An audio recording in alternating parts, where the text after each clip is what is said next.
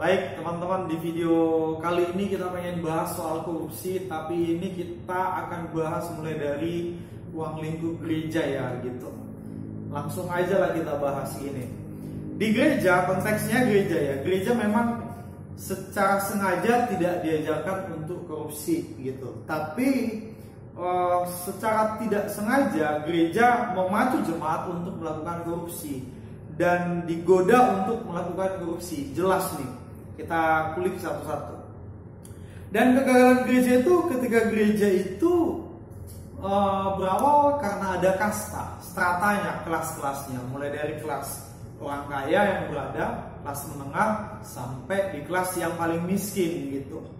Nah, dalam perlakuan pelayanan ke jemaat ataupun dari pendetanya ke jemaat atau ke sesama pelayannya itu, dari yang tiga kasta ini akan jelas berbeda perlakuannya dan proses pelayanannya.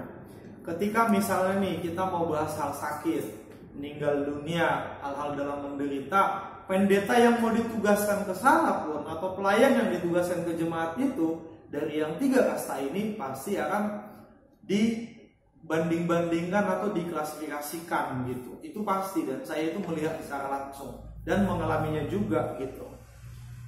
Agar kita diperlakukan istimewa, agar diperlakukan bagus, spesial, diperlakukan oleh pengerja atau hamba Tuhan atau pendeta, gembala sidang, kita sebagai jemaat, kita harus jadi orang kaya. Mau nggak mau, suka nggak suka, jemaat ini akan berpikir gimana caranya kaya. Terpaksa dan harus korupsi. Dia akan korupsi di tempat kerjanya. Inilah yang membuat salah satu faktor terjadinya korupsi. Ini menurutku ya, ini faktor kecil lah, faktor dari sebagian faktor gitu. Yang faktor lain ada juga yang mendukung. Tapi dengan catatan ini karena pondasinya, karakter dia nggak kuat, karena dia masih bisa digoyangkan untuk melakukan korupsi. Tapi karena melihat keadaan itu, karena dibeda-bedain gitu kan, jadi dia melakukan korupsi. Oke, poin yang kedua, itu yang pertama. Yang kedua, bisa dijadikan banyak hamba Tuhan, banyak jemaat, banyak orang Kristen mengukur kekayaan itu menjadi sebuah keimanan, atau mengukur keimanan, mengukur iman seseorang dilihat dari kekayaannya. Itu yang salah gitu. Mungkin ada persepsi orang kaya itu adalah orang yang diberkati Tuhan, orang yang dekat dengan Tuhan. Kemudian orang yang miskin itu yang dikutuk oleh Tuhan. Nah, ini yang menjadi salah ya. Ini yang membuat korupsi, yang akan menimbulkan korupsi juga yang paling gila nantinya gitu. Jadi siapa yang ngajarin itu ya, secara tidak sengaja atau secara tidak langsung ya gereja yang ngajarin itu gitu kan. Walaupun memang nggak langsung belak-belakan diajarin pendetanya, tapi keadaan itu, situasi itu yang mengajari itu gitu loh. So banyak orang ke gereja di zaman sekarang itu tidak tujuan esensinya untuk menyembah muji Tuhan, tapi untuk pamer harta, pamer penampilan, pamer mobil, pamer motor, pamer baju dan sebagainya, bukan untuk memuji Tuhan. Supaya dia membuktikan ke jemaat lain, ke gereja, supaya dia dilihat, oh dia orang kaya. Itu banyak terjadi. Dilihat masnya bergantungan, sepatunya mahal, tasnya mahal. Tujuan Anda ke gereja untuk memuji Tuhan, bukan untuk pamer-pamer gitu. Maka seoblong kayak gini pun bisa ke gereja. Jangan langsung kita anggap, kok kayak gitu ke gereja? Kenapa nggak pakai dasi? Kenapa nggak pakai meja? Nggak ada dilarang kan? Nggak harus pakai meja gitu. Nggak ada dalam kita harus pakai baju ini. Yang penting kok sopan lah gitu kan? Nggak harus pakai Gucci, nggak pakai harus apa, Zara gitu yang mahal-mahal. Nggak lah. Dan yang paling ironisnya nih, informasi yang aku dapat gitu, pengurus gereja punya mobil mewah karena tuntutan keadaan di sekitar pengerja-pengerjanya atau lingkungan jemaat-jemaatnya gitu. Punya cek nih, yang kita selidiki nih, yang punya mobil kebanyakan kredit, kebanyakan kredit, kemudian masih utang. Bahkan cicilan DP untuk kredit ini juga dia berhutang ke teman-temannya. Satu jemaat itu juga gitu, nanti digosip-gosipin lagi tuh tentang DP-nya itu.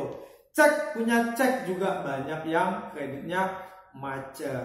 Masa hamba Tuhan, masa pelayan pengurus gereja mobil kredit gitu, bekas lagi, kredit lagi, ya baru dong, itu kan dana aja, diberkati Tuhan. Nah, yang inilah yang diputar otaknya itu, yang udah dicuci otaknya masalah gitu.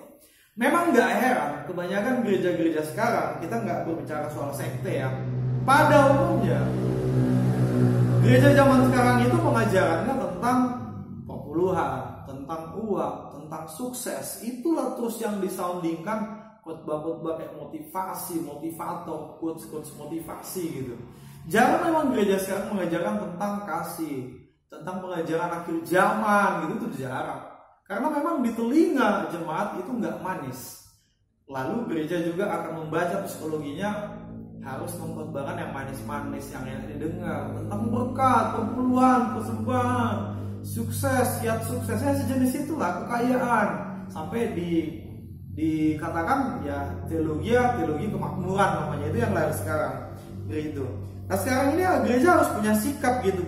Bagaimana gereja, khususnya hamba Tuhan, pengerja yang punya gereja, gembala sidang, pendeta, harus menghargai jemaat itu sebenarnya sama derajatnya, mau jemaat kaya, mau pengerjanya kaya, yang miskin sama. Tapi di lapangan kita lihat kenyataannya itu berbicara fakta dulu ya, itu nggak pasti bahas stratanya gitu.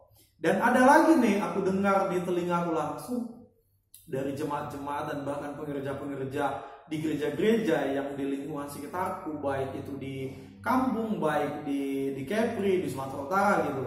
Gerejanya atau pengerja yang tinggi-tinggi itu atau pendetanya mewajibkan atau mengharuskan pengerja yang di bawah ini punya mobil gitu, supaya ketika ada pengkhotbah atau penceramah dari luar, supaya dia bisa membantu operasional gitu kan. Dia yang bawa, antar jemput dari pelabuhan atau dari airport, bawa ke hotel, dari hotel ke gereja.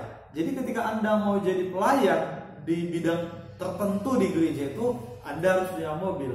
Dengan tuntutan itulah si pengerja ini sampai minjam-minjam, sampai terlunta-lunta untuk bayar cicilannya, di luar kapasitas dia, di luar kemampuan dia. Sebenarnya dia nggak mampu kredit mobil gitu, mobil baru nggak mampu. Tapi karena itulah dorongan-dorongan di sekitar gereja ini, dia akan berubah pikiran. Nah, gimana pun caranya, udah paksalah kreditlah mobil, ambil yang paling murah, supaya tampil lebih hedon, lebih glamour, supaya aku kelihatan diberkati. Nah itu pula kan banyak persepsi lah. Lalu gini juga yang aku alami, pengerja-pengerja di gereja, mereka akan merasa nyaman, mereka juga pilih kasih, mereka akan berteman satu geng, satu circle dengan pengerja-pengerja atau jemaat yang punya harta yang banyak, yang punya mobilnya gitu. Dan perlakuan ini juga spesial. Orang-orang kaya, kalau yang datang itu orang kaya, yang pesta orang kaya, jemaat yang pekerjanya itu yang kaya, si pendeta ini pun akan spesial gitu. Coba yang sakit, yang miskin atau yang pesta yang miskin gitu, itu nggak akan ya paling wakil-wakilnya lah disuruh gitu.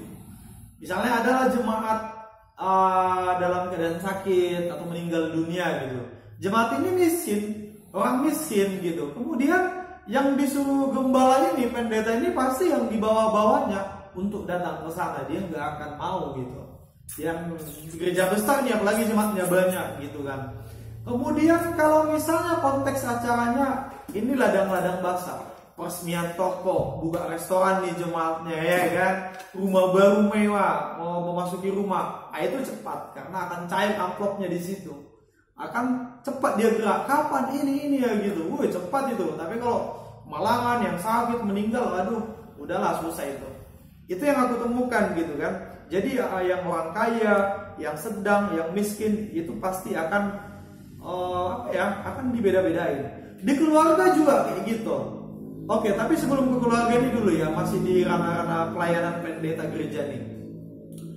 Ada pendeta hamba Tuhan mungkin lebih dari satu yang aku lihat secara langsung. Memang ini waktu itu mereka temanku, mungkin dari kawan-kawan juga, mau mengundang si pendeta ini khotbah lah di gereja mereka atau di acara mereka.